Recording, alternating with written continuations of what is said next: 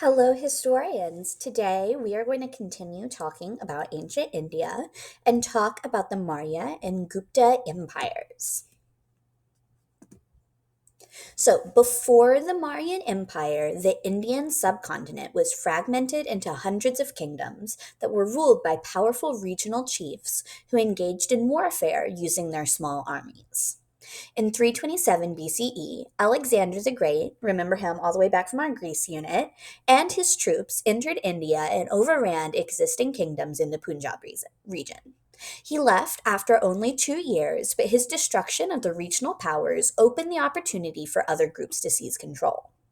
The first group, the Kingdom of Magadha, used their military to gain control of trade routes through the Ganges Valley and the sea routes to the Bay of Bengal. Soon after, however, Chandragupta Maurya, the founder of the Maurya Empire, successfully seized control of Magadha. He started on the outskirts and eventually made his way to the heart of the kingdom. Eventually, he gained control of northwestern India and Bactria, what is now today Afghanistan, and was at that time controlled by the Greeks. Chandragupta Maurya successfully unified the Indian subcontinent under an empire. As a leader, Maya created a bureaucracy, which is a system of government with different levels, departments, and agencies to do the work of the government. He created an army with thousands of foot soldiers and 9,000 elephants. There was plenty of economic success during his rule. The empire gained wealth from farming and from trade with Rome and China. Ultimately, he did not gain wealth for himself as a ruler and instead used wealth to improve his empire. So he didn't take any of the money for himself. Any money he got, he spent on the empire to make their lives better. He made irrigation systems which produced more food, made roads, and restored peace and order to India. Chandragupta ruled from 324 to 297 BCE before voluntarily giving up the throne to his son, Bindusara, who ruled from 297 BCE until his death in 272 BCE. This led to a war in which Bindusara's son, Ashoka, defeated his brother and rose to the throne in 268 BC, eventually becoming the most successful and powerful ruler of the Maurya dynasty. The empire that Ashoka inherited was large, but a small kingdom on the east coast, Kalinga, was outside its borders. Ashoka decided to conquer it. The war that ensued was bloody and long. Kalinga resisted but to the last man, but eventually fell. After Kalinga, Ashoka did not attack any kingdom, but proceeded on a mission of peace. He erected several pillars throughout his kingdom, exhorting people to give up violence and live in harmony with each other and with nature. He actively patronized Buddhism, built several stupas, which are dome-shaped Buddhist shrines, and repaired older ones, and sent evangelical missions abroad. And to evangelize, or the word evangelical means to share your religion with other people. Two of those missions compromised his own son and daughter, so he sent his own children out to get people to convert to Buddhism. And this is your first map that I want you to draw.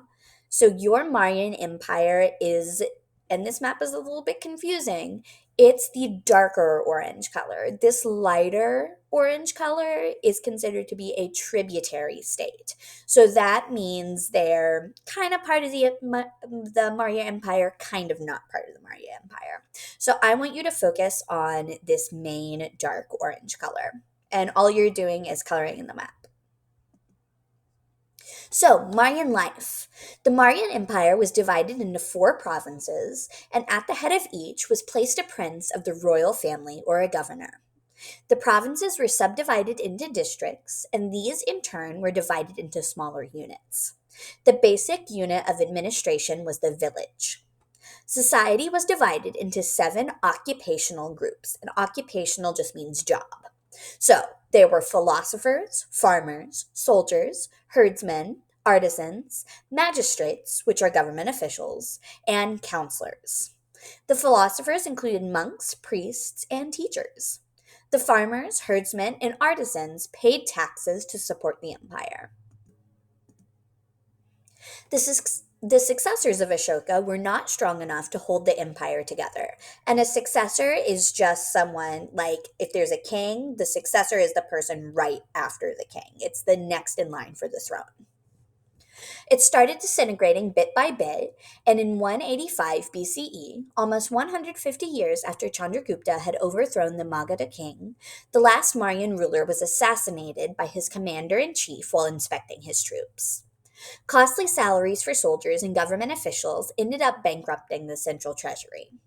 In a place of an expansive empire, local rulers began to take charge of smaller regions, placing themselves strategically along trade routes. The future leaders of the Gupta dynasty arose out of these small kingdoms a few centuries later.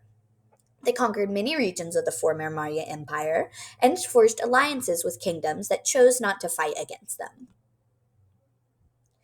And now we get to the Gupta Empire. So for your second map, this is the map that I want you to copy down. The Gupta Empire started with Chandragupta I, and he has no relation to the other Chandragupta, it was just a common name. And Samudragupta succeeded his father, Chandragupta I, in 335 CE and ruled for about 45 years. By his death in 380 CE, Samudragupta had incorporated over 20 kingdoms into his realm and extended the Gupta Empire from the Himalayas to the Narmada River in central India and from the Brahmaputra River to the Yamuna, the longest tributary of the Ganges River in northern India. After gaining power, Chandragupta II expanded the Gupta Empire through conquest and political marriages until the end of his reign in 413 CE. By 395 CE, his control over India extended coast to coast. Just like Ashoka, Chandragupta II made Pataliputra the capital of his empire and centralized the government there. He used tribute money from allies to fund government projects and salaries. He let regions make their own decisions about administration and local governments. So he, as the leader, wasn't in everyone's business. He was letting everyone sort of do their own thing. Some scholars have argued that the Gupta Empire was a golden age of India. The empire was marked by peace and public safety, and scholars flourished in this environment. Scholars invented ways of printing on cloth, the decimal point, and education increased. Kalidasa, a poet of the time, is considered to be the greatest poet and dramatist of the Sanskrit language. Aryabhatta, who lived during the Gupta Empire, was the first of the Indian mathematician astronomers who worked on the approximation for pi. And Vishnu Sharma is thought to be the author of the Panchatantra